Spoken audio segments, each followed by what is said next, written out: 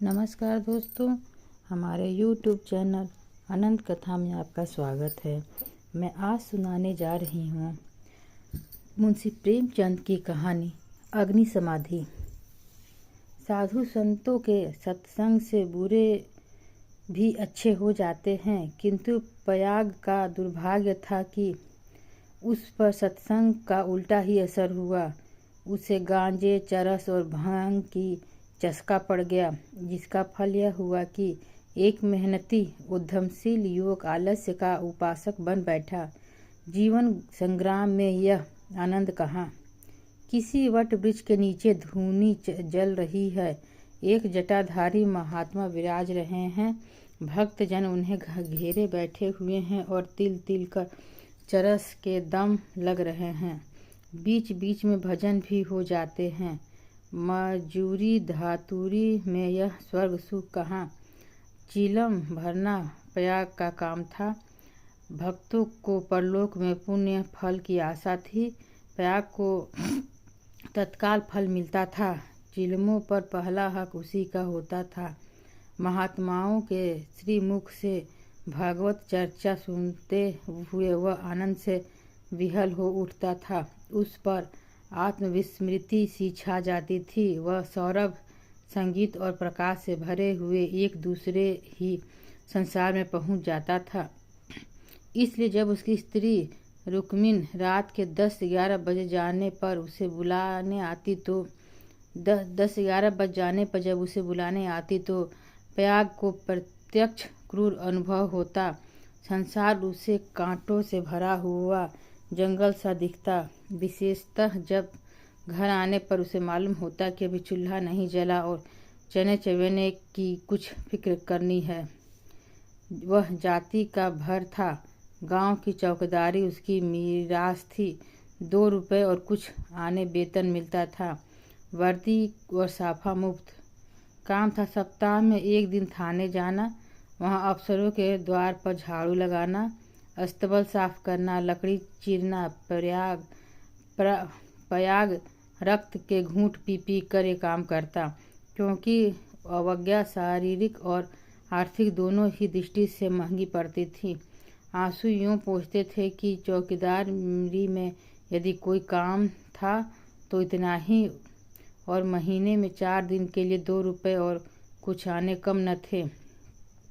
फिर भी गांव में भी अगर बड़े आदमियों पर नहीं तो नीचों पर रोब था। वेतन पेंशन थी, और जब से महात्माओं का संपर्क हुआ वह प्रयाग के जेब खर्च की मद में आ गई। अतएव जीविका का प्रश्न दिनों दिन चिंतोत्पादक रूप धारण करने लगा। इन सत्संगों के पहले वह दंपति गांव में मजूरी करता था। रुक्मिन लकड़ियां तोड़कर बाजार ले जाती। प्रयाग भी आटा चलाता, कभी हल जोतता, कभी पूर हाँकता। जो काम सामने आ जाए उसे जुट जाता था। हंसमुख, श्रमशील, विनोदी, निद्वंद आदमी था, और ऐसा आदमी कभी भूखों नहीं मरता। उस पर नम्र इतना कि किसी काम के लिए नहीं न करता। किसी ने कुछ कहा और वह अच्छा भैया कहकर दौड़ा, इसलिए उसका गांव में मान था। इसी की बदौलत निरुद्यम होने पर भी 2-3 साल उसे अधिक कष्ट न हुआ। दोनों जून की तो बात थी क्या, जब महतों को यह रिद्धि न प्राप्त थी जिसके द्वार पर बैलों की 3-3 जोड़ियां बंधाती थीं, तो प्रयाग किस गिनती में था। हाँ, 1 जून की दाल रोटी में संदेह न था। परंतु अब यह समस्या दिन पर दिन विषमतर होती जाती थी। उस पर विपत्ति यह थी कि रुक्मिन भी अब किसी कारण से उसके पतिपरायण, उतनी सेवाशील, उतनी तत्पर न थी। न ही उसे प्रगल्भता और वाचालता में आश्चर्यजनक विकास हो जाता था। अतएव प्रयाग को किसी ऐसी सिद्धि की आवश्यकता थी जो उसे जीविका की चिंता से मुक्त कर दे, और वह निश्चिंत होकर भागवतभजन साधु सेवा में प्रवृत्त हो जाए। एक दिन रुक्मिणी बाजार में लकड़ियां बेचकर लौटी तो प्रयाग ने कहा, ला कुछ पैसे मुझे दे दे, दम लगाऊं। रुक्मिणी ने मुंह फेर कर कहा, दम लगाने की ऐसी चाट तो है तो काम क्यों नहीं करते? क्या आजकल कोई बाबा नहीं है? जा भर चिलम भरो। प्रयाग के त्योरी चढ़कर बोला, भला चाहती है तो पैसे दे दे, नहीं तो इस तरह तंग करेगी तो एक दिन कहीं चला जाऊंगा तब रोएगी। रुक्मिणी अंगूठा दिखाकर बोली, रोए मेरी बला, तुम रहते ही हो तो कौन सोने का कौर खिला देते हो। अभी छाती फाड़ते हूँ तब भी छाती फाड़ूंगी। अब यही फैसला है। हाँ, कह तो दिया मेरे पास पैसे नहीं हैं। गहने बनवाने के लिए पैसे हैं और मैं 4 पैसे मांगता हूँ तो यो जवाब देती है। रुक्मिणी तिनक कर बोली, गहने बनवाती हूँ तो तुम्हारी छाती क्यों फटती है? तुमने तो पीतल का छल्ला भी नहीं बनवाया, या इतना भी नहीं देखा जाता। प्रयाग उस दिन घर न आया। रात के 9 बजे गए तब रुक्मिणी ने किवाड़ बंद कर लिए। समझी गांव में कहीं छिपा बैठा होगा, समझता होगा मुझे मनाने आएगी, मेरी बला जाती है। जब दूसरे दिन भी प्रयाग न आया तो रुक्मिणी को चिंता हुई। गांव भर छान आई, चिड़िया किसी भी डाल पर न मिली। उस दिन उसने रसोई नहीं बनाई। रात को लेटी भी तो बहुत देर तक आंखें न लगी। शंका हो रही थी, प्रयाग सचमुच तो विरक्त नहीं हो गया। उसने सोचा, प्रातःकाल पत्ता पत्ता छान डालूंगी, किसी साधु संत के साथ होगा, जाकर थाने में रपट कर दूंगी। अभी तड़का ही था कि रुक्मिणी थाने में चलने को तैयार हो गई। किवाड़ बंद करके निकली ही थी कि प्रयाग आता हुआ दिखाई दिया। वह अकेला न था, उसके पीछे पीछे एक स्त्री भी थी। उसकी छीट की साड़ी, रंगी हुई चादर, लंबा घूंघट और शर्मीली चाल देखकर रुक्मिणी का कलेजा धक से हो गया। वह एक क्षण हतबुद्धि सी खड़ी रही, तब बढ़कर नई सौतन के दोनों हाथों के बीच ले गई और उसे इस भांति धीरे धीरे घर के अंदर ले चली जैसे कोई रोगी जीवन से निराश होकर विष पान कर रहा हो। जब पड़ोसियों की भीड़ छट गई तो रुक्मिणी ने प्रयाग से पूछा, इसे कहाँ से लाए? प्रयाग ने हंसकर कहा, घर से भागी जाती थी, मुझे रास्ते में मिल गई। घर का काम धंधा करेगी, पड़ी रहेगी। मालूम होता है मुझसे तुम्हारा जी भर गया है। प्रयाग ने तिरछी चितवनों से देख कर कहा, दुत्त पगली, इसे तेरी सेवा टहल करने को लाया हूँ। नई के आगे पुरानी को कौन पूछता है। चल, मन जिसके मिले वही नई है, मन जिससे न मिले वही पुरानी है। ला कुछ पैसा तो दे दे, 3 दिन से दम नहीं लगाया, पैर सीधे नहीं पड़ते। हाँ देख, 2-4 दिन इस बेचारी को खिला पिला दे, फिर तो आप ही काम करने लगेगी। रुक्मिणी ने पूरा रुपया लाकर प्रयाग के हाथ पर रख दिया। दूसरी बार कहने की जरूरत न पड़ी। प्रयाग के चाहे और कोई गुण हो या न हो, यह मानना पड़ेगा कि वह शासन के मूल सिद्धांतों से परिचित था। उसने भेद नीति को अपना लक्ष्य बना लिया। 1 मास तक किसी प्रकार का विघ्न बाधा न पड़ी। रुक्मिणी अपनी सारी चौकड़ियाँ भूल गई थी। बड़े तड़के उठती, सभी लकड़ियाँ तोड़कर, कभी चारा काट कर, कभी उपले पाथ कर बाजार ले जाती। वहाँ जो कुछ मिलता उसका आधा तो प्रयाग के हत्थे चढ़ा देती, आधे में घर का काम चलता।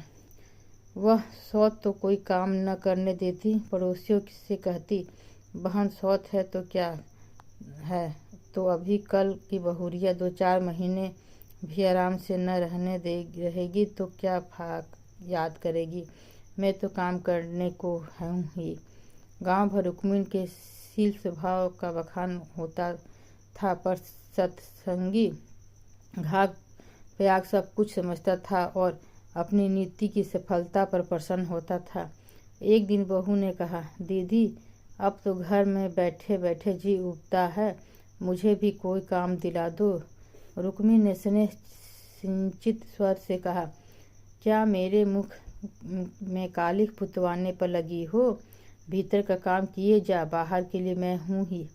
बहू का नाम कौशल्या था, जो बिगड़कर सिलिया हो गया। इस वक्त सिलिया ने कुछ जवाब न दिया, लेकिन वह लौंडियों की दशा अब उसके लिए असह्य हो गई थी। वह दिन भर घर का काम करते करते मरे, कोई नहीं पूछता। रुक्मिन बाहर से 4 पैसे लाती है तो घर की मालकिन बनी हुई है। अब सिलिया भी मजदूरी करेगी और मालकिन का घमंड तोड़ देगी। पयाग पैसे का यार है, यह बात उसे से अब छिपी न थी। रुक्मिन चारा लेकर बाजार चली गई तो उसने घर की टट्टी लगाई और गांव की रंग ढंग देखने के लिए निकल पड़ी। गांव में ब्राह्मण, ठाकुर, कायस्थ, बनिए सभी थे। सिलिया ने सील और संकोच का सब कुछ ऐसा स्वांग रचा कि सभी स्त्रियां उस पर मुग्ध हो गईं। किसी ने चावल दिया, किसी ने दाल, किसी ने कुछ। नई बहू की आवभगत कौन न करता। पहले ही दौर में सिलिया को मालूम हो गया कि गांव की पीसनहारी का स्थान खाली है और वह इसी काम को पूरा कर सकती है। वह यहाँ से घर लौटी तो उसके सिर पर गेहूं से भरी हुई एक टोकरी थी। पयाग ने पहर रात ही से चक्की की आवाज़ सुनी तो रुक्मिन से बोला, आज तो सिलिया अभी से पीसने लगी। रुक्मिन बाजार से आटा लाई थी।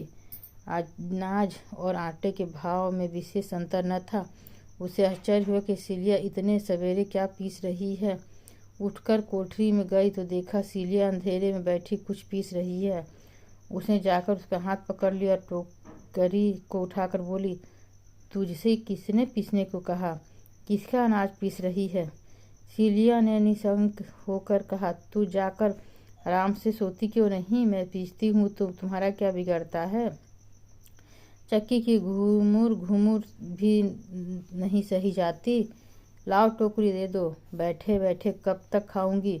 2 महीने तो हो गए। मैंने तो तुझसे कुछ नहीं कहा। तुम कहो चाहे न कहो, अपना धर्म भी तो कुछ है। तू अभी यहाँ के आदमियों को नहीं जानती। आटा पिसाते सबको अच्छा लगता है, पैसे देते रोते हैं किसका गेहूँ है। मैं सवेरे उसके सिर पर पटक आऊँगी।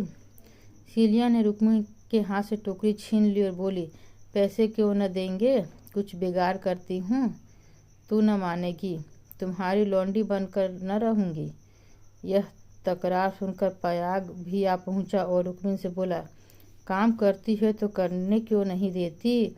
अब क्या जन्म भर बहुरिया ही बनी रहेगी? हो गए 2 महीने। तुम क्या जानो, नाक तो मेरी कटेगी। सिलिया बोल उठी, तो क्या कोई बैठे खिलाता है? चौका बर्तन झाड़ू बहारू, रोटी पानी पीसना कूटना यह कौन करता है? पानी खींचते खींचते मेरे हाथों में घट्टे पड़ गए हैं, मुझसे अब सारा काम न होगा। पयाग ने कहा, तो तू ही बाजार जाया कर, घर का काम रहने दे, रुक्मिन कर लेगी। रुक्मिन ने आपत्ति की, ऐसी बात मुँह से निकालते लाज नहीं आती? अभी 3 दिन की बहुरिया बाजार में घूमेगी तो संसार क्या कहेगा? सिलिया के आग्रह करके कहा, संसार क्या कहेगा? क्या कोई ऐब करने जाती हूँ? सिलिया की डिग्री हो गई। अधिपत्य रुक्मिन के हाथों से निकल गया। सिलिया की अमलदारी हो गई। जवान औरत थी, गेहूँ पीस कर उठी तो औरों के साथ घास छीलने चली गई और इतनी छिल्ली कि सब दंग रह गए। गट्ठा उठाया तो उसका गट्ठा उठाए न उठता। जिस पुरुषों को घास छीलने पर बड़ा अभ्यास था उससे भी उसने बाजी मार ली। यह गट्ठा 12 आने का बिका। सिलिया ने आटा, चावल, दाल, नमक, तेल, मसाला सब कुछ लिया और 4 आने बचा भी लिए। रुक्मिन ने समझ रखा था कि सिलिया बाजार से 2-4 आने पैसे लेकर लौटेगी तो उसे डांटूंगी और दूसरे दिन फिर बाजार जाने लगूंगी, फिर मेरा राज्य हो जाएगा। पर यह सामान देखे तो आंखें खुली की खुली रह गई। पराग खाने बैठा तो मसालेदार तरकारी का बखान करने लगा। महीनों से ऐसी स्वादिष्ट वस्तु मयसर न हुई थी। बहुत प्रसन्न हुआ। भोजन करके वह बाहर जाने लगा तो सिलिया बटोरे में खड़ी मिल गई। आज कितने पैसे मिले? 12 आने मिले, सब खर्च कर डाले, कुछ बच्चे हों तो मुझे दे दो। सिलिया ने बचे हुए 4 आने पैसे दे दिए।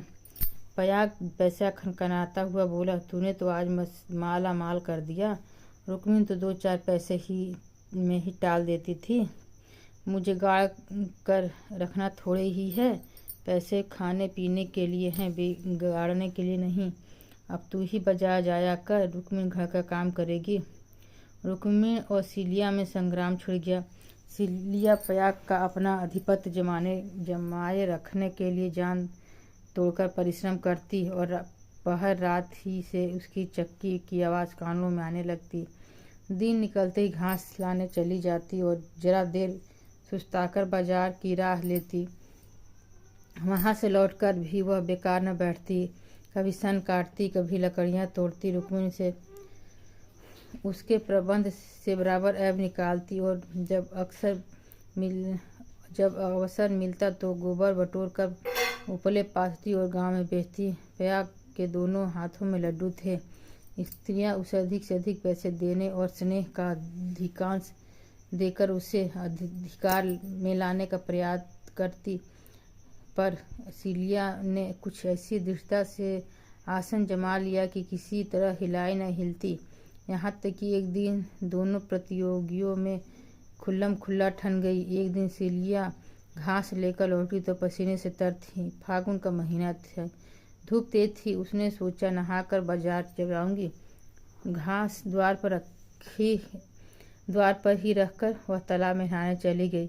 रुक्मिणी ने थोड़ी सी घास निकालकर पड़ोसी के घर छिपा दी और गट्ठे को ढीला करके बराबर कर दिया। सीलिया नहाकर लौटी तो घास कम मालूम हुई। रुक्मिणी से पूछा, उसने कहा, मैं नहीं जानती। सीलिया ने गाली देनी शुरू कर दी। जिसने मेरी घास छुपाई उसके देह में कीड़े पड़े, उसके बाप को भाई मर जाएं, उसकी आंखें फूट जाएं। रुक्मिणी कुछ देर तक तो जब्त किए बैठी रही, आखिर खून में उबाल आ ही गया। झलाकर उठी और सीलिया के 2-3 तमाचे लगा दिए। सीलिया छाती पीट पीट कर रोने लगी। सारा मोहल्ला जमा हो गया। सीलिया की सुबुद्धि और कार्यशीलता सभी की आंखों में खटकती थी। वह सबसे अधिक घास क्यों छीलती है, सबसे ज़्यादा लकड़ियाँ क्यों लाती है, इतने सवेरे क्यों उठती है, इतने पैसे क्यों लाती है। इन कारणों से उसे पड़ोसियों की सहानुभूति से वंचित कर दिया था। सब उसी का बुरा भला कहने लगे। मुट्ठी भर घास के लिए इतना उद्यम मचा डाला, इतनी घास तो आदमी झाड़ कर फेंक देता है। घास न हुआ सोना हुआ। तुझे तो सोचना चाहिए था कि अगर किसी ने ले ही लिया तो गांव घर की ही बाहर का कोई चोर तो आया नहीं। तूने इतनी गालियां दी तो किसको दी, पड़ोसियों को ही तो दी। संजोग से उस दिन पयाग थाने गया हुआ था। शाम को थका मांदा लौटा तो सीलिया से बोला, ला पैसे दे दे तो दम लगा आऊं, थक कर चूर हो गया हूँ। सीलिया उसे देखते ही हाय हाय करके रोने लगी। पयाग ने घबराकर पूछा, क्या हुआ, क्यों रोती है? कहीं गमी तो नहीं हो गई? नहर में कोई आदमी तो नहीं आया? इस घर में मेरा रहना ना होगा, अपने घर जाऊंगी। अरे कुछ मुंह से तो बोल, क्या हुआ? गांव में किसी ने गाली दी? किसने गाली दी? घर फूंक दूंगा, उसका चालान करवा दूं। सीलिया ने रो रो कर सारी कथा कह सुनाई। पयाग पर आज थाने में खूब मार पड़ी थी, झलाया हुआ था। वह कथा सुनी तो देह में आग लग गई। रुक्मिणी पानी भरने गई थी, वह अभी घड़ा भी न रखने पाई थी कि पयाग उस पर टूट पड़ा और मारते मारते बेदम कर दिया। वह मार का जवाब गालियों में दे रही थी और पयाग हर एक गाली पर और झल्लाकर मारता था, यहाँ तक कि रुक्मिणी के घुटने फूट गए, चूड़ियाँ फूट गई। सीलिया बीच बीच में कहती जा रही थी, वाह रे तेरा दीदा, वाह रे तेरी जबान, ऐसी तो औरत ही नहीं देखी। औरत काहे को डाइन है, जरा भी मुंह में लगाम नहीं। किंतु रुक्मिणी उसकी बातों को मानो सुनती ही न थी। उसकी सारी शक्ति पयाग को कोसने में लगी हुई थी। पयाग मारते मारते थक गया, पर रुक्मिणी की जबान न थकी। वह यही रट लगी हुई थी, तू मर जा, मेरी मिट्टी निकले, तेरी मिट्टी निकले, तुझे भवानी खाए, तुझे मिर्गी आए। पयाग रह रह कर क्रोध से तिलमिला उठा और आकर 2-4 लाते जमा देता, फिर रुक्मिणी को अब शायद चोट ही न लगती थी। वह जगह से हिलती न थी, सिर के बाल खोले जमीन पर बैठी इन्हीं मंत्रों का पाठ कर रही थी। उसके स्वर अवरोध न था, केवल एक उन्मादमय प्रवाह था। उसकी समस्त आत्मा हिंसा कामना की अग्नि से प्रज्वलित हो रही थी।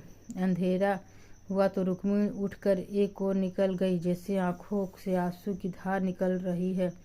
सीलिया भोजन बना रही थी। उसने उसे जाते देखा भी, पर कुछ पूछा नहीं। द्वार पर पयाग बैठा चिलम पी रहा था। उसने भी कुछ न कहा। जब फसल पकने लगती थी तो 1.5-2 महीने तक पयाग को हार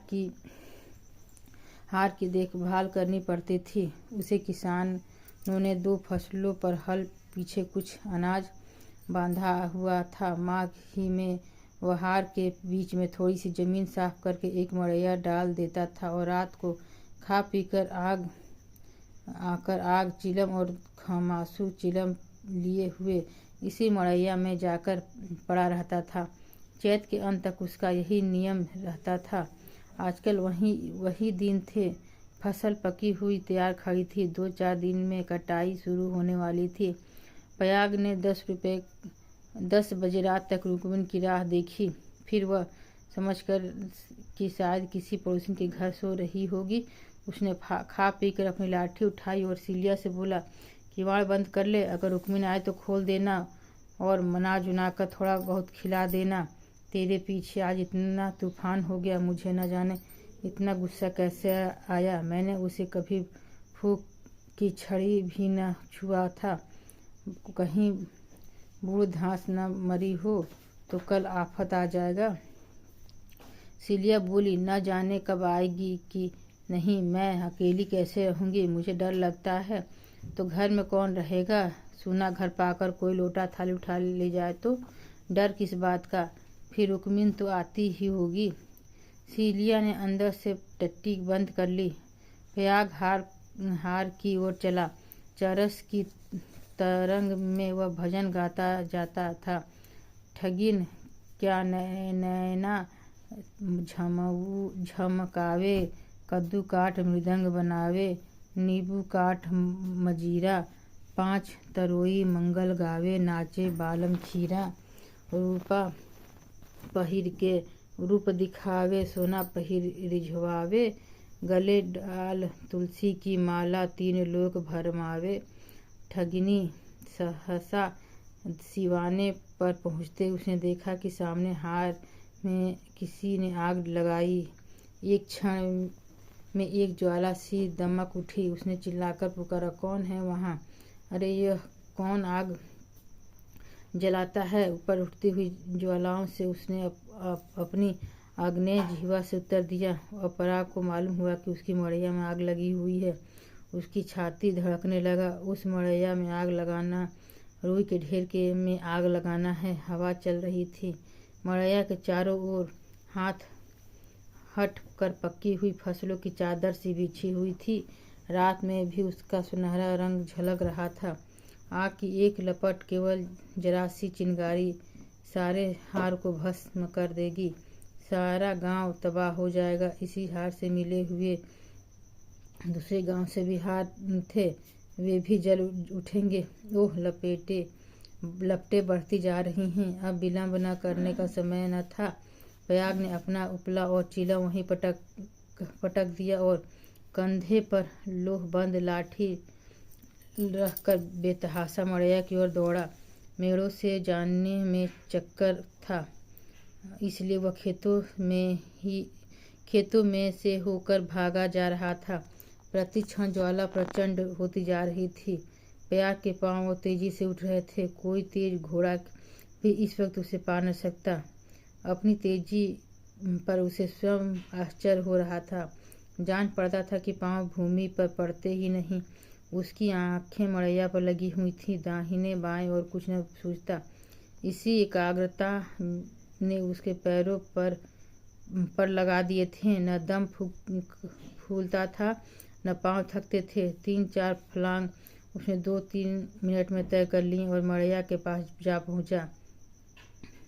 मड़ैया के आसपास कोई न था। उसने यह कर्म किया है किसने यह कर्म किया है वो यह सोचने का मौका न था। उसने खोजने की तो बात थी और प्रयाग का संदेह रुक्मिणी पर हुआ, पर यह क्रोध का समय न था। ज्वालाएं कुचाली बालकों की भांति ठट्ठा मारती, धक्कम धक्का करती, कभी दाहिनी ओर लपकती और कभी बाईं ओर। ऐसा मालूम होता था कि लपट अब खेत तक पहुंची, मानो ज्वालाएं आग्रहपूर्वक क्यारियों की ओर बढ़ती और असफल होकर दूरी बनाकर फिर दूने वेग से लपटती थी। अब कैसे बुझे? लाठी से पीट कर बुझाने का गौ न था। वह तो निरी मूर्खता थी। फिर क्या हो? फसल जल गई तो फिर वह किसी को मुंह न दिखा सकेगा। आह, गांव में कोहराम मच जाएगा, सर्वनाश हो जाएगा। उसने ज़्यादा नहीं सोचा। गंवारों को सोचना नहीं आता। प्रयाग ने लाठी संभाली और जोर से एक छलांग मारकर आग के अंदर मड़ैया के द्वार पर जा पहुंचा। जलती हुई मड़ैया को अपनी लाठी पर उठाया और उसने सिर पर लिए सबसे चौड़ी मेड़ पर गांव की तरफ भागा।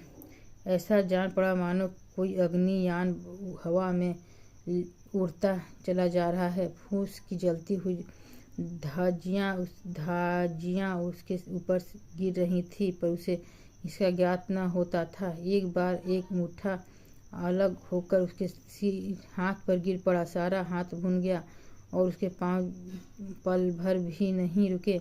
हाथों में जरा भी हिचकी न हुई। हाथों का हिलना खेती का तबाह होना था। पर प्रयाग को की ओर से अब कोई शंका न थी। अगर भय था तो यही कि मड़ैया का वह केंद्र भाग की लाठी का कुंदा डालकर प्रयाग ने उसे भी उठाया था। न जल जाए, क्योंकि छेद के फैलते ही मड़ैया उसके ऊपर आ गिरेगी और अग्नि समाधि में मग्न कर देगी। प्रयाग यह जानता था कि हवा की ओर की चाल से उड़ता चला जाता 4 फलांग की दौड़ से है। मृत्यु अग्नि का रूप धारण किए हुए प्रयाग के सर पर खेल रही थी और गांव की फसल पर उसकी दौड़ में इतना वेग है कि ज्वालाओं का मुंह पीछे की ओर फिर गया और उसकी दाहक शक्ति का अधिकांश वायु से लड़ने में लग रहा है। नहीं तो अब तक बीच में ही आग पहुंच गई होती और हाहाकार मच गया होता। एक फरलांग तो निकल गया। प्रयाग ने हिम्मत न हारी और दूसरा फलांग भी पूरा हो गया। देखना, प्रयाग 2 फलांग की ओर कसर है। पाँव भरा ही सुस्त हो गया। जरा भी सुस्त न हो। ज्वाला लाठी के कुंदे पर पहुंची और तुम्हारे जीवन का अंत। मरने के बाद भी तुम्हें गालियां मिलेगी। तुम अनंत काल तक आहों की आग में जलते रहोगे। बस 1 मिनट और, अब केवल 2 खेत ही रह गए हैं। सर्वनाश! लाठी का कुंदा निकल गया। मड़ैया नीचे खिसक रही है। अब कोई आशा न थी। प्रयाग प्राण छोड़कर दौड़ रहा था। वह किनारे खेत आ पहुंचा। वह केवल 2 सेकेंड का और मामला है। विजय का द्वार सामने 20 हाथ पर खड़ा स्वागत कर रहा है। उधर स्वर्ग और इधर नरक। मगर मड़ैया खिसकती हुई प्रयाग के सिर पर आ पहुंची। अब वह भी उसे फेंक कर अपनी जान बचा सकता था, पर उसे प्राणों का मोह नहीं। वह उस जलती हुई आग को अपने सिर पर लिए भागा जा रहा था। वहां उसके पांव लड़खड़ाए। अब यह क्रूर अग्नि लीला नहीं देखी जाती। एकाएक एक स्त्री सामने के वृक्ष के नीचे से दौड़ती हुई प्रयाग के पास पहुंची। यह रुक्मिणी थी। उसने तुरंत प्रयाग के सामने आकर गर्दन झुकाई और जलती हुई मड़ैया नीचे पहुंचकर उसके दोनों हाथों में ले लिया। उसी दम पर प्रयाग मूर्छित होकर गिर पड़ा। उसका सारा मुंह झुलस गया था। रुक्मिणी उसके अलाव को लिए 1 सेकेंड में खेत के डांडे पार पहुंची, मगर इतनी दूर उसके हाथ जल गए थे, मुंह जल गया था और कपड़ों में आग लग गई थी। उसे अब इतनी सुधि न थी कि मड़ैया के बाहर निकल आए। वह मड़ैया के लिए हुए गिर पड़ी। इसके बाद कुछ देर तक मड़ैया हिलती रही। रुक्मिणी हाथ पांव फेंकती रही। फिर अग्नि ने उसे निगल लिया। रुक्मिणी ने अग्नि समाधि ले ली। कुछ देर के बाद प्रयाग को होश आया। सारी देह जल रही थी। उसने देखा वृक्ष के नीचे फूस की लाल आग चमक रही है। उठकर दौड़ा और पैर से आग को हटा दिया। नीचे रुक्मिन की आधा जली लाश पड़ी हुई थी। उसने बैठकर दोनों हाथों से मुंह ढांक लिया और रोने लगा। प्रातःकाल गांव के लोग पया को उठाकर उसके घर ले आए। 1 सप्ताह तक उसका इलाज होता रहा, पर बचा नहीं। कुछ तो आग ने जलाया था। जो कुछ कसर थी वह शोकाग्नि ने पूरी कर दी। अगर हमारी कहानी आपको पसंद आई हो तो कृपया लाइक एवं सब्सक्राइब अवश्य करें।